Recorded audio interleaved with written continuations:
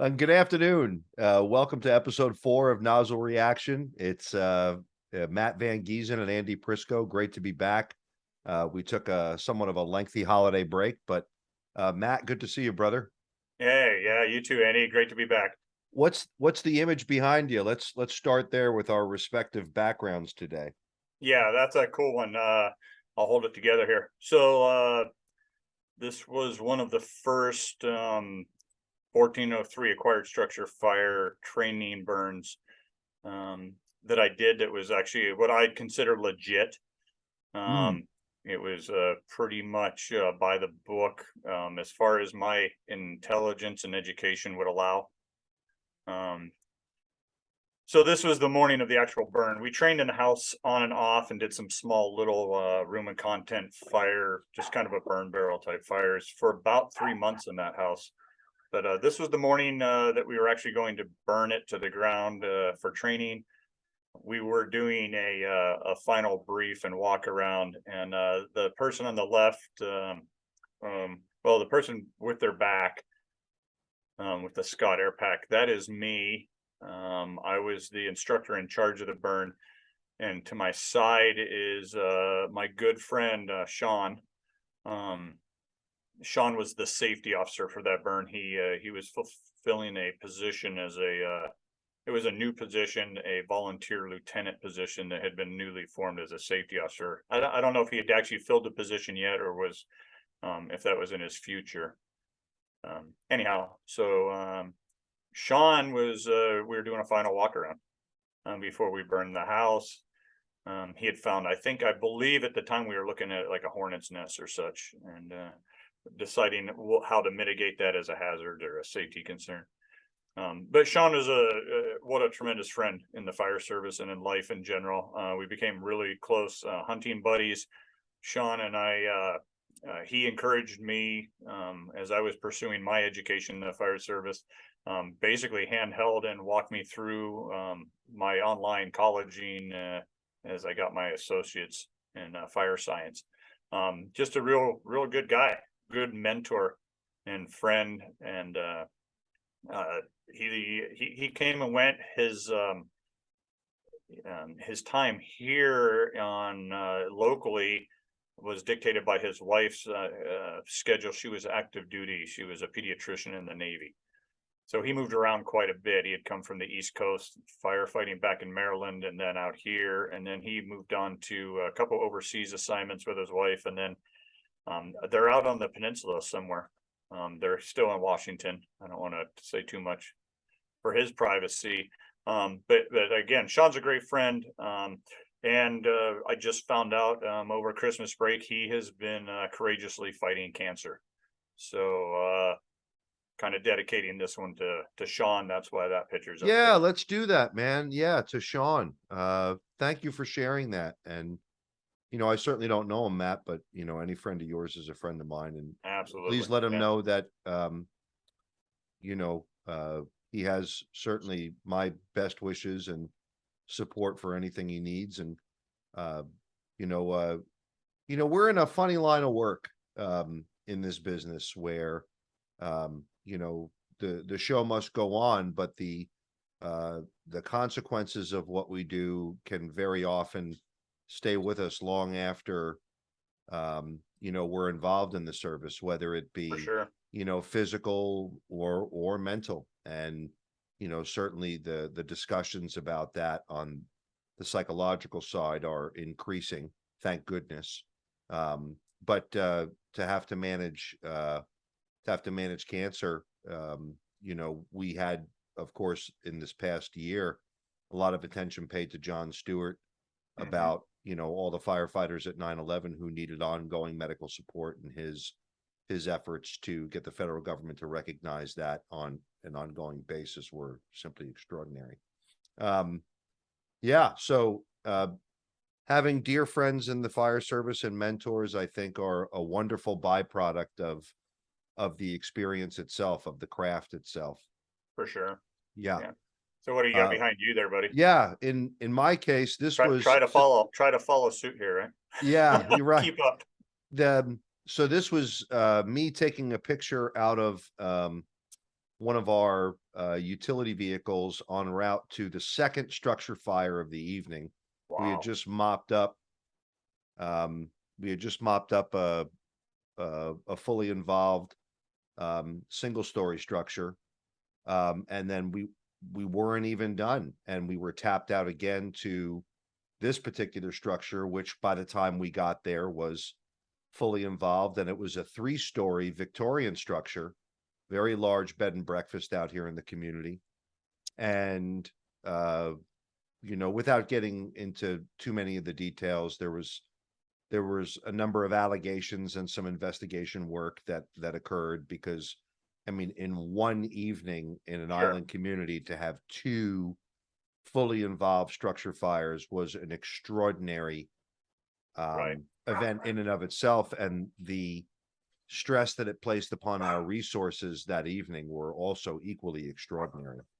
Yeah, So you're not FDNY where a 10-hour shift will, well, pull yeah, 5 or 6 alarms. Yeah. yeah. So that was a long night and well into the morning, and it was a smoker. I mean, all of us were completely burned out, Well, and you that's know. yeah, and that's one of those things with the volunteer service that, some of our career brothers, if they haven't had that experience, don't understand is, we have full-time jobs and we have full-time lives, and we're not on shift. We're leaving, or, some of us, we pull an 8 or 10 hour shift at work, go home, we're home an Right. hour, and then we go to a fire. So to pull 2 working fires in the same week is a stress on a volunteer system, but to do it back to back. Oh, it was all of us were like, this is complete, this is surreal. Yeah, and And I never had that happen. yeah. We actually had a training burn. It was an academy training burn, and I was actually command duty, and I remember I was leaving. We had just cleaned up, the training was done, the house was on the ground, and, the Hmm. burn was complete. We had a skeleton crew just to monitor it, and as we were leaving that scene, which obviously we'd been there, 10 hours, doing fire training, so we were gassed, and then, yeah, we got tapped out for a working structure fire. Yeah. Uh, Luckily, our mutual aid friends, the nearby city and the nearby military facility were able to, for backfill, and helped us out quite a bit, and it worked out in the Yeah. end, it worked out well. But yeah, those are things that you're not always ready for, and they certainly tax our already stressed system. Yeah. You know, it's funny. This is a kind of a wonderful precursor to um, our green room talk and our intention, in this episode to talk about staffing Yeah, and almost recruitment like and I and almost did that intentionally. yeah, I mean, I wonder, training officers don't plan much, so No, um, but we're good at it the off the cuff, right? yeah. um, well, yeah, it's nozzle reaction, it's not nozzle response. That's right. How is the nozzle behaving following the force of the throughput of the volume and pressure of water, Exactly as I intended it to. Yeah. So I think this is a great question. We are seeing, in terms of, my career today and its exposure to a variety of public safety systems and care and services systems, we're seeing, it's being referred to in some cases as the Great Resignation, but we're seeing a tremendous number of agencies and systems in public safety and healthcare having terrible staffing problems. And in the volunteer fire service, from my vantage point, that certainly hasn't been insulated from those problems that are happening phenomenologically on a national scale. And it causes me to at least consider what's inspiring people to enlist in a volunteer fire agency today, and what's inspiring people to stay when workloads are growing and expectations placed upon the staff are growing. It's presenting enormous challenges, I think, to fire districts everywhere. I'm wondering what your observations have been. Yeah, well, recruitment and retention, I think are at the forefront of pretty much every volunteer fire department out there. There may be a handful of exceptions, but at every conference, and this isn't something that's new. This was being talked about. You can search it at Fire Engineering, and there's plenty of articles on it, and there's some pretty innovative ways to combat it or to maybe compensate. I think the bottom line comes down to each department on their own has to find what works for their area, because I can already tell you my area is very unique compared to yours, Andy. Just in staffing needs and staffing availability. I don't want to dig too much, but just maybe if you can, what were the demographics of your area, the department, and what kind of staffing did you see was normal versus what you would have considered adequate there? That's a great question, because it's going to enable me to kind of provide some commentary that is almost unavoidable. So the staffing model for our agency, in my observation of, well over a decade of operations there, has been availability of people being measured by who indicates that they're not. Right? So let me say that again, and so everybody can think that through. Most staffing models of any agency contemplate what are the number of pledged resources that are available for an interval of time. That is not the staffing model of my agency. Right. The staffing model of my agency is there is an assumption that all resources have some degree of availability unless they indicate that they don't. Correct. Which I understand that. Yeah. Right, which is not, which is incredibly difficult to accurately appraise at any time. Well, especially on that scale for an incident response of like a fire. We did the similar, but we just did it within our officer corps, where Right. if one of us was going to be away from the area or off island, we'd call it, for a period of time, we would let the other officers know, hey, I'm not going to be available for this period of time. So they knew they didn't have that resource as a backup. But Yep. to do it at the scale you're talking department wide, that's it was kind of astonishing. And there were a number of us saying, hey, why don't we take a step forward here and schedule shifts where people pledge availability, and they can engineer their lives consequently around what they commit to by way of a interval of time on a particular shift. And we can do this in a structured way like most other employers do, no matter what area or domain they operate in. Surprisingly, this was met with resistance, almost as if the math or the effort to do this was, I don't know, too administratively challenging. I was kind of when you say resistance, met with resistance, was it from an administration / management? Yes. level? Oh, completely. Okay, so it wasn't a personnel, it wasn't the membership that said, I don't want to have to commit. It No. was the management team that said, we Yeah. don't want to be burdened with that. Right.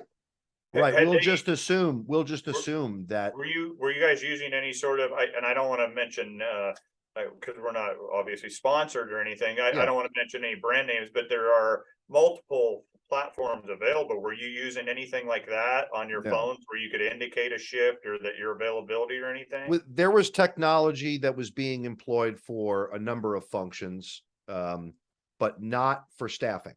Okay, because we were using that, and we were starting to experiment with specifically on your phone you could hit the button that says I'm on en route to the station, and that helped us significantly when we added monitors, flat screen TV monitors with like a Raspberry Pi device Right. computer connection so that the people at the station, because what we were seeing is a person would show up at the station, jump on the rig, look around, nobody's there, and they'd leave. And then 30 seconds later, 3 cars would pull in and the apparatus is gone. Yeah.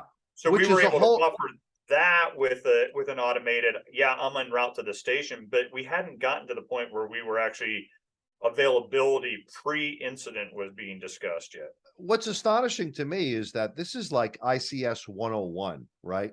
You know, Yeah. resource allocation is something that we do in the planning and preparation for incident response. And we're supposed to be the experts in it. Dude, like, you know, completely blown away by that. So, you know, when that happens in a volunteer agency and let's say stipend distributions are based on the number of events you go to, Mhm. when there's observation of, let's say, inequity, where someone goes to every single event, their life circumstances based on this staffing model enable them to do that. Right. And then that, in my observation, has empowered certain people to criticize in a volunteer organization commitment that's less than that. Oh, And absolutely. Yeah, which, we saw awards programs where the recipient of the award was based solely on their participation level. Well, who has more to give? You know, this is biblical. I mean, well, right. you really And give how, more than that guy, but that guy doesn't have the time to give. He's giving what little precious time he has. That guy he's unemployed, retired, semi-retired. He can give, it's amazing to unlimited. me. It's amazing to me that at this day and age, that nonsense continues to go on. It impacts the culture of an agency. What if someone is giving what they can and they're proud of what they can give and it's Yep. constantly framed as something that's less than or inadequate? How long do you think you're going to hold on to that person? Yeah, you're not. Meanwhile, Yeah. Like, see, you know this is what I what mean? happens, Andy. We end up down that we don't need a script. I know we don't. Because And what you're talking about is an organization that was being administered and managed, but there was a total absolute vacuum for leadership. That's yeah, all that is. but You know, all the leaders are in six-figure categories of the budget. They're full-time employees mhm. that are paid well. And Right. Yeah, uh leaders aren't available for volunteer departments because volunteer departments can't pay them and somebody else is. yeah.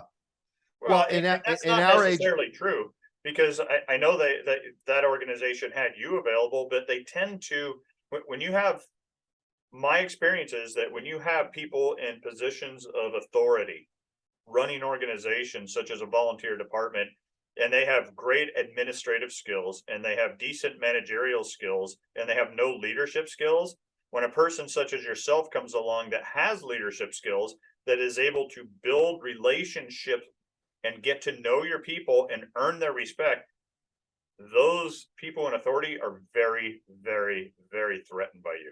oh my goodness. I mean, and I think that that phenomena follows a lot of natural leaders in the fire service, Matt. For You sure. know, you included, and many others that we know, friends of ours, have had very similar experiences where, you know, and agency models vary, right? You know, my Sure. agency was arguably it's described as a volunteer agency, but it would be considered to some extent combination in that the leadership of the agency are a full-time staff that are largely charged with administrative duties, but also That's why I call them the administration of the organization. right, I right, reserve leadership for people that earn it. right. Or in the case of this agency, the leadership, the real leadership showed up when they were called to the station for an incident, Yeah.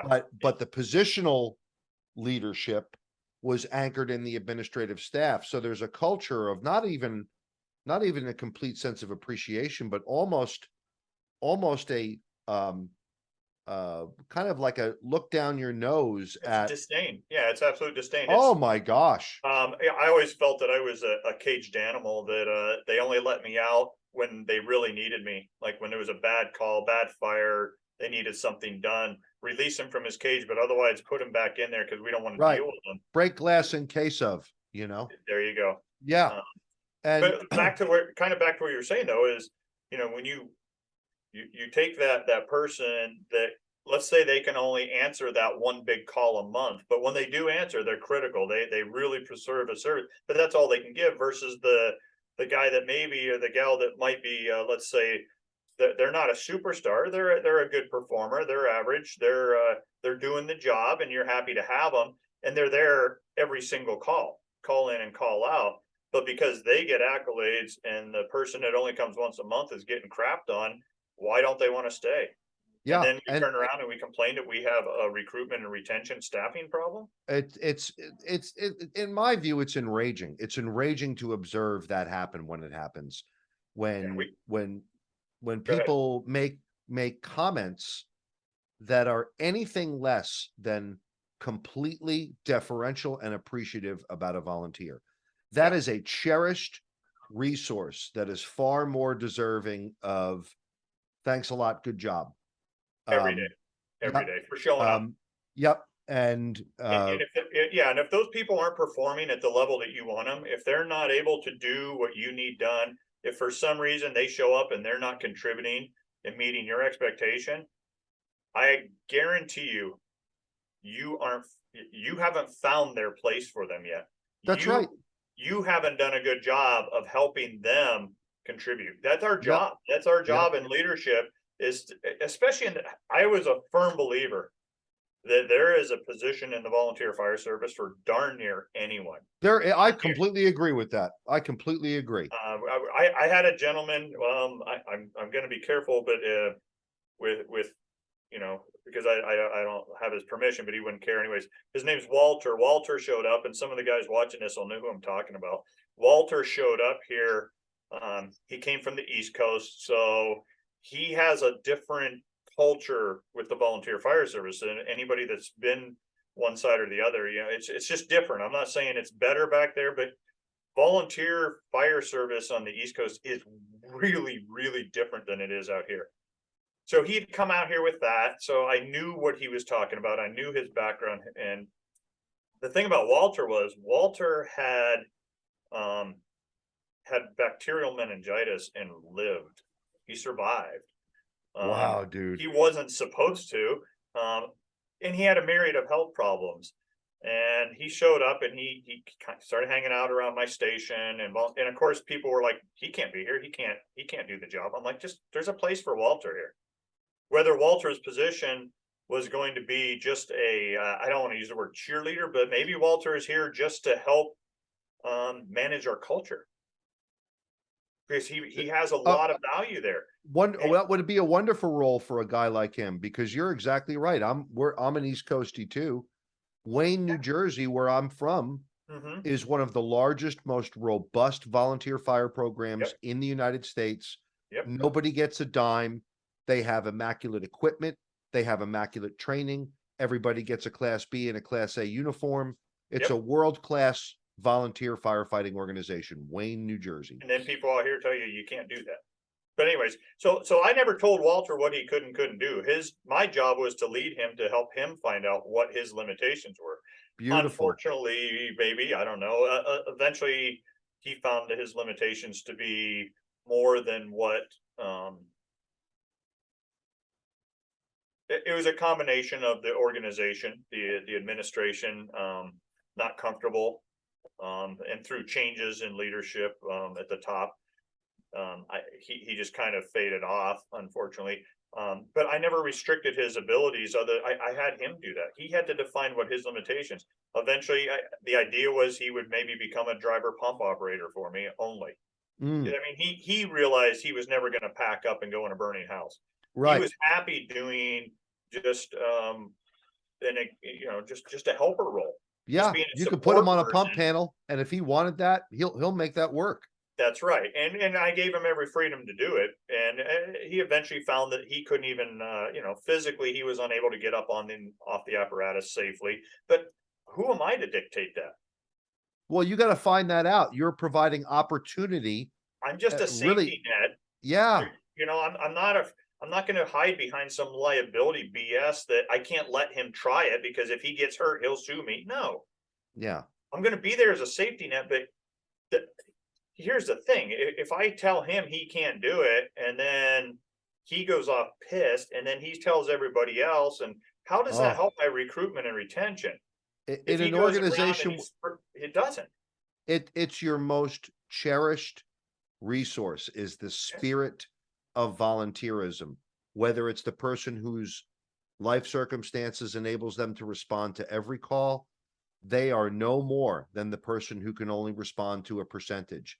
And the fact that those cultures are not administrated and managed well, and that the kinds of poison that are allowed in there with doubt and contempt and an absence of professionalism in overlooking that very cherished attribute of volunteerism. People are coming here because they want to. They're not being paid anything substantive. So guess what? We have automatic recruitment built in. Our marketing is already there for us. It's a baseline marketing that is phenomenal. You know, we're looked upon as an elite organization. I mean, we're neat, we're cool. You find a bad movie about firefighting or a TV show. Yeah, I mean, look at all the TV shows they have now on firefighting. I know it. You know, I think the biggest hurdle you know, because that can be everything has ups and downs. You know, our biggest, and I only think I had one person come through that left the organization within the first year, and his reason was, I thought we would be busier. So there's a side of it we have to manage expectations, and you know, it may be filling gaps in expectation. You know, training that was always a big one. Obviously, we're both from that little Yeah, niche. that domain. My observation, Matt, is when people left, um, their explanation, their public explanation was always inconsistent with what they would tell you why they're really leaving. And they weren't leaving the organization, they were leaving bad managers. Yeah, And they were leaving an experience where they spoke up about observing a phenomena that didn't make them feel good about their contribution, and nothing happened with it because the right. problem outclassed the Well, now leadership's you're ability to well, manage it. why are they leaving? Because they're now you're talking about their three basic psychological needs. Something in the arc is missing. What one of those pieces is missing. If you're telling management, I don't feel good about this, or there's a better way to do this, and we're not talking, you know, necessarily like you need to change the way you do payroll because it doesn't make sense. That's not what Right. I'm talking about. We're talking about Yeah. obvious, non-standard operating procedure type stuff. Yeah. And they Or see, personality leakage. In other words, there's the affect of the leader, there's the leadership style, and then there's the personality of the community member that can eke into that and influence it not in a constructive way. sure, And you know, in a community fire department, fire agency, we all live with one another, yeah, we're and neighbors. everybody pretty much knows everybody else's kind of deal. So when someone put on the braggadocio when the red helmet went on, and you knew that half of what's going on here is in the Compensatory. imagination of the person. That's compensatory Yeah, mostly. yeah, oh, Yeah, it's completely. yeah, And you know, and that the pedigree and background that they felt while wearing that helmet was wildly inconsistent with what everybody really knew about the person. Um, when that's not managed appropriately, when that's not a function of good, meaningful supervision about professional behavior and conduct and stewarding a culture so that everybody, um, to the extent that it can be experienced, feels like their contributions are meaningful and valued. And you know, it's like that's like that quote from Grunther and Whitaker: the culture of any organization is shaped by the worst behavior the leadership is willing to tolerate. yeah, And if you'll tolerate um if you'll tolerate large ego-filled episodes of claims about value because I attend every call and there are people just aren't showing up here, and like what that'll just do to a culture of a volunteer It's agency. cancerous, yeah. Oh my God. It's awful, dude. Well, and the sad thing is those are so easy to manage. So easy. I mean, it comes with Yeah. starting, and that's not unique. I mean, I, I have very good friends in the fire service that were put into positions of authority and were not supported by the organization's administration and management team. They weren't, their expectations weren't managed. We know that's a hard transition. There's books about it, buddy to Yeah. boss. I mean, a lot of books in all industries. It's hard to go from the working class side of things, from riding backwards to sitting in that front right seat. That's Oh why yeah. a lot of career departments have a progression where you start maybe as a hydrantman, then you move to a nozzleman, and then maybe you move up to driver operator, and then so you learn over time the progressions and you have mentorship along the way. Volunteer service, unfortunately, in most cases, we don't have that luxury, and we often have to promote people into positions that may not be ready. That's okay. But you have to, as a leader, you have to take that person and say, look, my expectations for you are way down here. Not that you're a bad person, that I believe in you. Right. But We we're going to nurture build you them up. along the way. We nurture Well, their ability. it's this simple, because the last thing I need for that new lieutenant or captain to be is insecure in that position. Because if they are, I'm going to get what you just described. I'm going to Yeah. get it, and it's going to be bad. Because what happens, they go into that position thinking, oh, I'm the captain now. I have to know everything, all of it across the board. I have to. If I don't know it, if my guys and gals don't see that I'm the professional, that I know all the answers, then I'm done for. So And it's how the do we opposite. improve it? That's You know, 180 from what they need to be. They need to be coached and mentored to say, look, you're new in this job. You're going to make mistakes. You need to rely on your people. You need So- to you need to be humble around them and say, hey, you're better at this than me. What should we do in this situation? Yeah. Don't be afraid of humility, because that is the power tool right there. it is, and being transparent and being courageous enough to do that. You know, I wonder, Matt, what are the principles that we have to get upstream so that those kinds of attributes in a fire agency culture can be upheld? I mean, I think historically, as a discipline and as a domain, these ideas have been anchored in individual leaders in the fire service history over the years. Sure. And it was really the leaders' embodiment and expression of those ideas that informed the culture. But if you have a leader that doesn't cherish those ideas, and if you have a leadership culture that is not anchored in those ideas, or let's say is a relatively new culture, the question then becomes, how do we somehow infuse or imbue the culture with certain capstones? And what I think of would be at its very base, policies about in a volunteer agency, policies and code of conduct languaging about how we refer to certain things. Like, in a volunteer agency, everybody's contribution is important. There is no comparison between someone who attends 100% of the calls and someone who attends 50. This agency will not tolerate negative appraisals of of call response frequency. And that's a zero tolerance policy where you don't do that. If you want to respond to 100% of the calls, that's because you want to. It's not because you're better than somebody. Right. We're going to value that more. That's not why. That's not the motivation. If you feel good about responding to 100% of the calls, great. That's great. We'll encourage you and support Yeah, you. we'll take it for sure. Yeah, we Yeah. we welcome that. But we're not you going can't to disparage, devalue. the guy that can or the gal that can't make it because she has a family, she has a full-time job. I've Yeah. watched good people, good leaders who weren't in positions of leadership because the ascension to leadership was based on the call response Right. mechanism.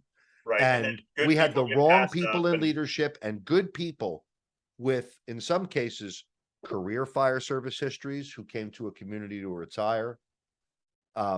Big histories with machinery or refining equipment or attributes that could have been values to our organization beyond just call response, helping with, repairing equipment, helping evaluate new equipment, breaking ground, expanding, whatever. Sure. We lose so much because of the, frankly, raw naivete and I'd say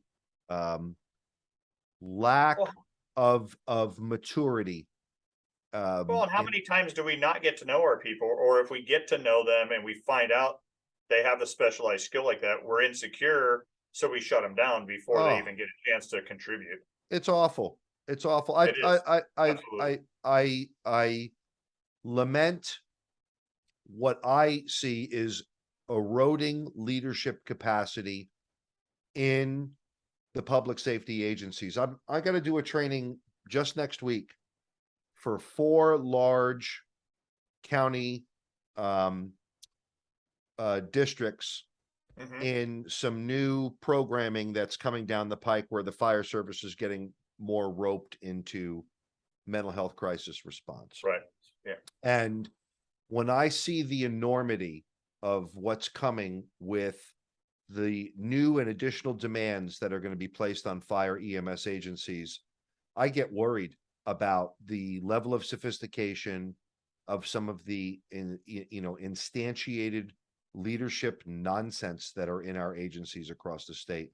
And I desperately hope that we can identify and in place within agency foundation, policy, work instructions, codes of conduct, that we can in place some of these ideas to at least have some kind of stopgaps around cultural erosion.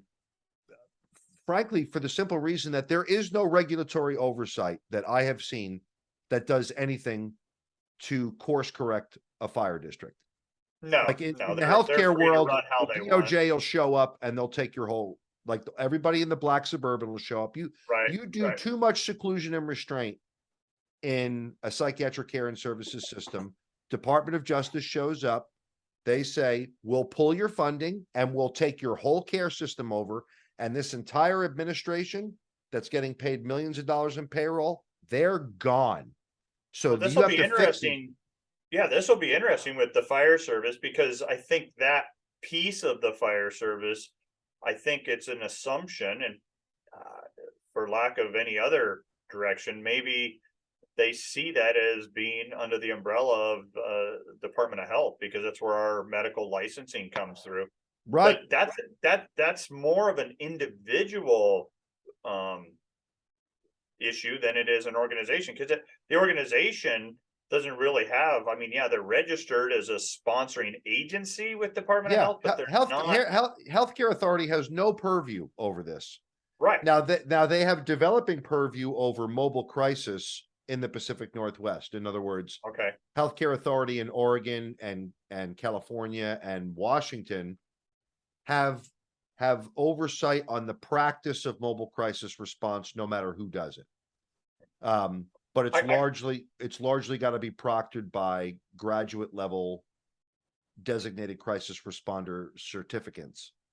But now we're getting EMTs, paramedics, firefighters, peer support, people with lived experience coming into the space. Right. And there's in the fire service domain, we have little to no regulatory oversight over any of that. Nothing. So all we have is principled leadership. And when you don't have it, the only thing that's left is what the public knows and what the public can do about it to pressure an agency. Yeah. That's what's left. Which is not much. Well, I want to kind of go back to that where you were talking about with policies and code of conduct. I'm not a policy person. I don't like. Yep.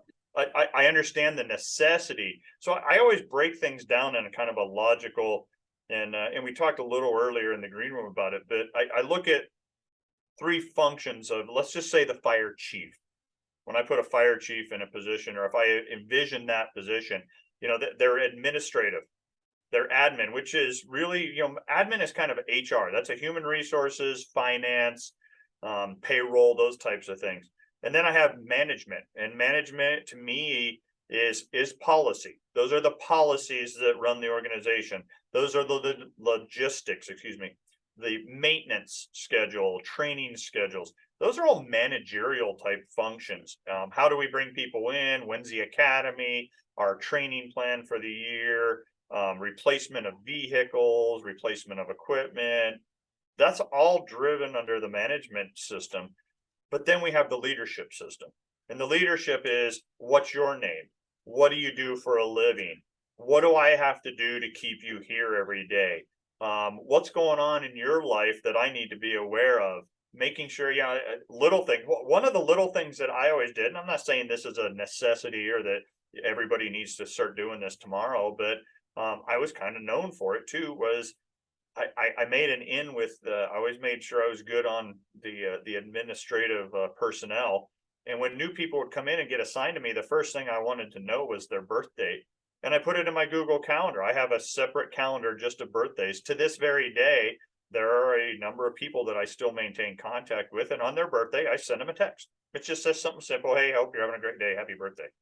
That's Because beautiful. I wanted to build a personal, I wanted a relationship with them. I wanted them to feel, because they are important to me, I want them to feel that because they matter. They're someone, they're not a number. Again, I'm checking a box in some senses in their arc, in their psychological needs.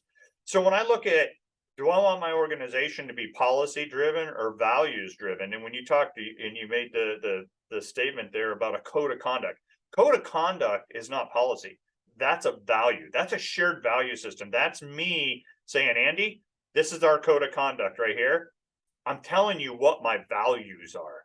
I agree. And that is going to there's a nexus to policy with it though, Matt, because it's a form that Right. speaks to a condition or expectation associated to performance and or I'm not employment. saying I'm an anti-policy. I just, if I had to pick an organization and It would be code. I want the codes. I want the, and you know, it's like standard operating guidelines or standard operating policies. Guidelines let you make a little bit more of the decision. Policy means I'm making more of the decision. I want you to make the decisions. I want you to be free to make the decisions, but here are the guidelines. Here's the box that we're going to work in. And those are our values. So yeah, we need policies. Absolutely, we need policies. When this happens, this happens. We need cause and effect. We need those clear expectations and those boundaries. And some of them have to be policy. But I think in our litigious world, I think what's happened is and some of it's because we base so much on academia. You know, you can't be a fire chief unless you have, you know, your bachelor's in, you know, public safety management. You've got to, have you been to the National Fire Academy? Has this, so we require all of that. And then we put all these restraints and all these fears of, if we don't do this, we'll get sued. We have to have this certification or we're going to, the risk aversion. We pile all this stuff on. And what we end up doing is we have all these administrative needs. We have all these management needs. And what's getting displaced? Yeah. You know, we're hiring, commissioners are hiring chiefs based on their ability to balance the budget or submit a good budget and their abilities to schedule vehicle maintenance and repair and replacement, but they're not looking at the leadership. We test them, we bring them into assessment centers and interview them and do all this stuff, but how much of it's actual leadership and how much of it's just stuff that they learned in an assessment prep book? And, you know, I would even say, Matt, on the other side of that, in rural America, the likelihood of you finding a chief that has all of those things is pretty low. Very. And the risk that one runs when there are, let's say, low frequency credentials is that you run the risk of getting someone who really just isn't the right fit for the leadership that's needed in an agency. And as a result, you get a culture that's just backwards. Well, and you look at how much energy is expended on getting that person in the first place. and now the governing body is like, we'd What did rather we stick with, do? well, we'd rather keep the known garbage than take and go through all the hassle, and maybe we get somebody worse. At least we know what we got now. I One of think that attitude prevails across the country, coast to it coast. does. One of our listeners, I won't name him. He wants to actually be on our show, maybe Do it. with a voice modulator, like because he doesn't want to be seen. Oh, But this is a guy who goes around and rates agencies and nice. rates districts. Oh, I'd love to have him on. Yeah, And you want to talk about someone who's got a vantage point on some of these issues that we're talking about that is very wide in spectrum. It's this person.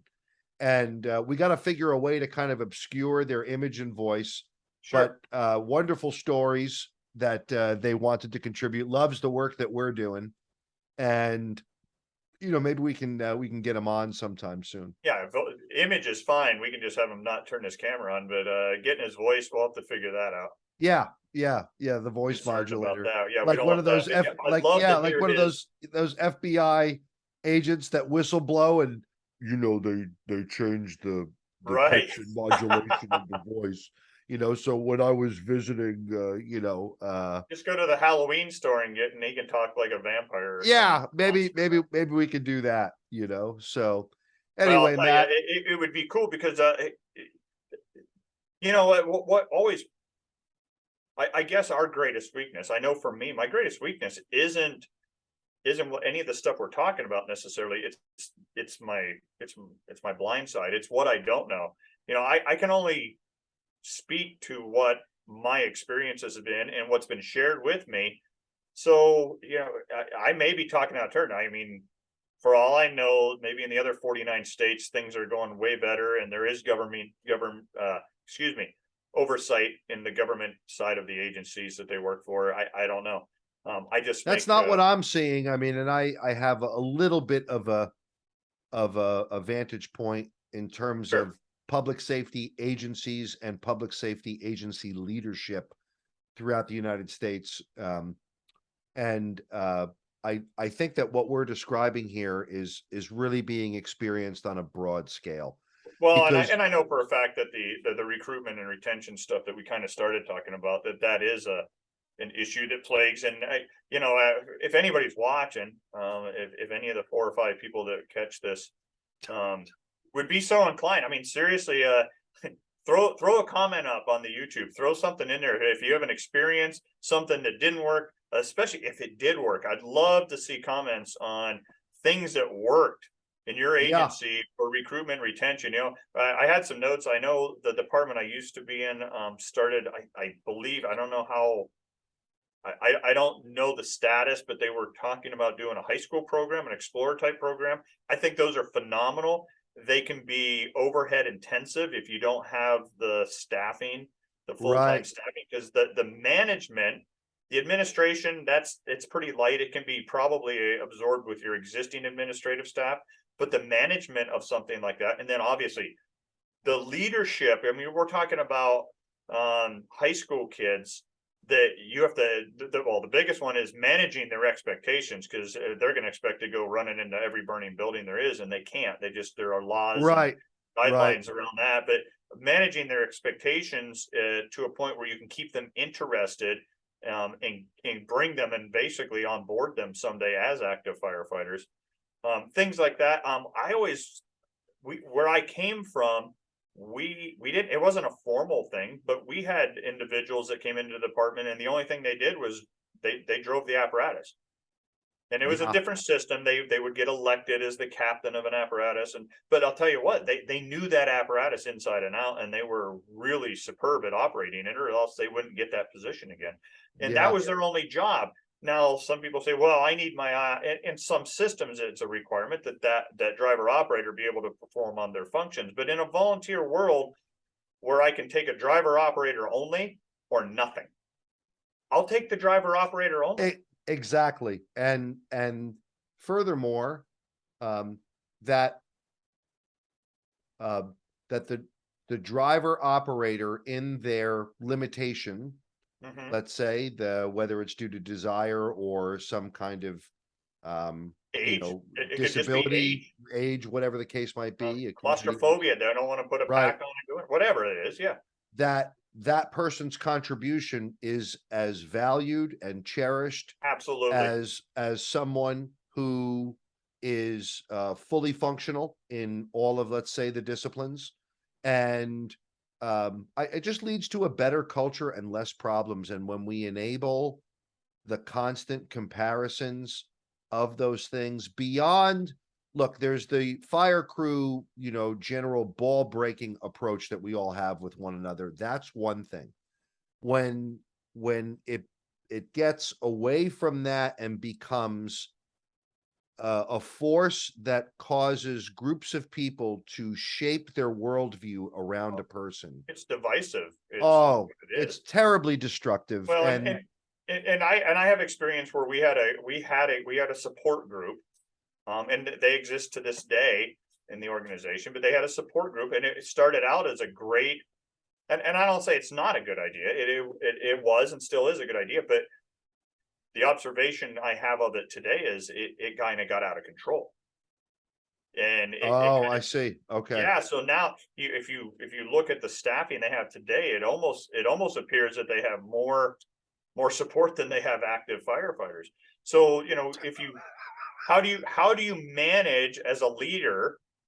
How do you manage having too many of one? If you implement a driver operator program and you have more drivers than you have apparatus, and yeah, I can understand that in a volunteer system where some drivers aren't always available. So you'd love to have a specific driver operator for every single call.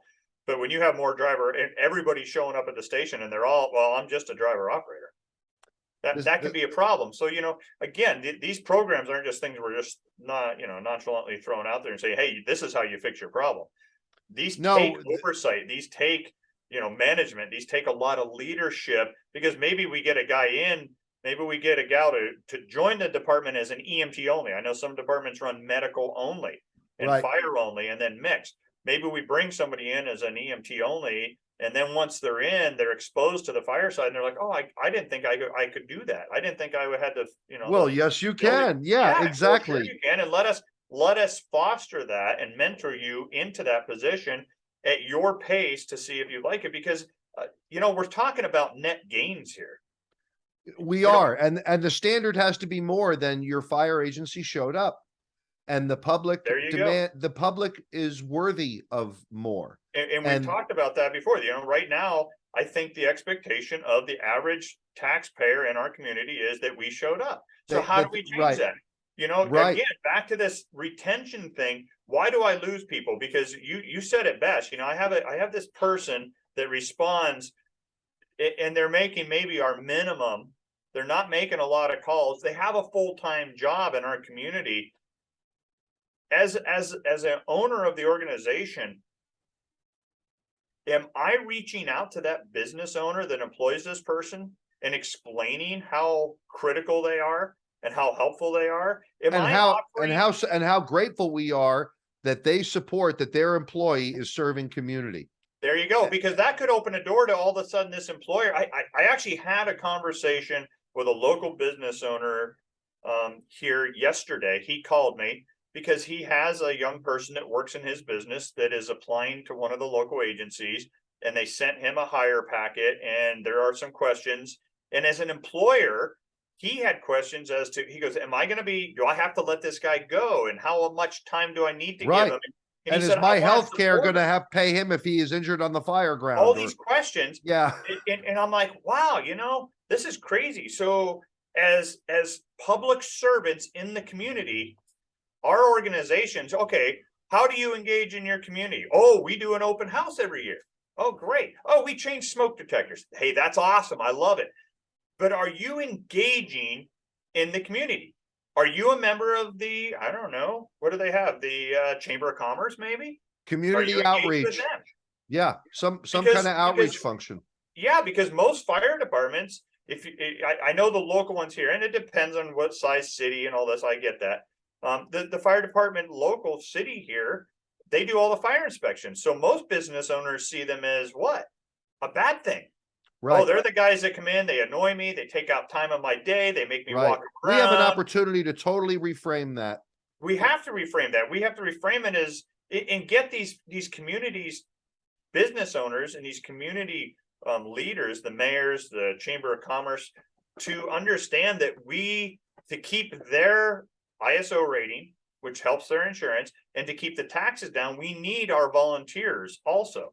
Yeah, we have some career people maybe, but we want to bolster them with volunteers. And the only way we can do that is if we have a bad call, if we have a Right. major One incident. sentinel event and all of this changes. It's not, well, it's coaching them to understand that if I have a major event, it's not an everyday grandma fell down, I need you to release this employee. It's like, if I have a major event, could you release this employee to go on the call, and we'll cut them free as soon as we can to go back to their job. Do you understand how Right. impactful Can that we is? collaborate? Right. It could Right, mean, because it could mean the look, difference between life or death. the town I grew up in was a small town, 4,000, 4,500 people. There was industrial plants around the area that the people were employed at. And when the calls went out for a major call for an incident, they would release their employees that were on the volunteer fire department, not on the first alarm necessarily, but they would release them to go to the calls. And then as soon as we had the call under control, those people went back to work. And it was just part of the community. And I don't think that happens anymore. So if we would make an endeavor to create a relationship with these business owners in our community and explain to them where we're at, what we need, what our expectations are, how it can positively impact them in the long term. And then on top of that, recognize them. Come on, free marketing. When I put up a nice plaque, if I have a plaque made for pennies on the dollar and I give it to that business owner, hey, you let your employee come to 5 calls last year. We Yeah. want you Your to know fire agency appreciates you. Thank you. you're like a sponsor to us. We love you. And they Yeah. can hang that in their place of business that Oh they're my a gosh. supporter of the local volunteer fire department. I Don't know. tell me that there aren't businesses out there that'll appreciate that. And what if there I are spent agencies that do that, Matt. I mean, there are agencies that absolutely oh man, do I'd that, love but to hear from them to hear how well that works, because I can't imagine it doesn't. If I run Yeah. an ad in the paper and say, we thank the following businesses because they allowed these volunteers, these volunteer firefighters or EMTs to come to calls when necessary this volunteer fire departments are about neighbors helping neighbors. That's really what the core of what we do is. We're neighbors responding to our neighbors. Yep. I completely agree. I have notes. I'm going to look at them. Yeah, I mean, once again, Matt, like the hour has flown by. Yeah. Um, I enjoy these conversations. I think that we're on to something here that's very important, a voice for reason, and a voice of people at the line level. I thought you and I were just venting to each other to, Right, and they're just capturing that on video. Yeah, I guess sleeping better at night because we got it off our chest, right? Fair enough, but definitely recruitment and retention and culture.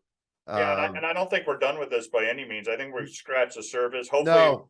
Hopefully, like I said, if anybody out there has any comments, things that they've seen, let us know what's working for you, and if you'd like to, or something that you'd like us to talk about. Yeah, we'd love to hear from you. Thank you so very much. Episode 4, Nozzle Reaction. We look forward to seeing you on episode 5. Matt Van Giesen, Andy Prisco, Pacific Northwest Transplants from the East Coast, with longstanding history in volunteer fire EMS agencies. All the very best to you. Stay safe out there. Thank you for everything that you're doing. One last thing, respect. We lost Bobby Halton this past month, and we sure did last month. And talk about a guy that the GOAT, man. He bridged those gaps between all levels of service in the fire world. And I have personal experience with the man. He knew your name and he didn't forget. Tremendous value. He put leadership above administration and management every day. So yeah. Amen. Thanks, Bobby. And best to Sean too. Best to your friend Sean. Absolutely. Yep. Okay. All right. Thanks, Andy. All right. Thank you.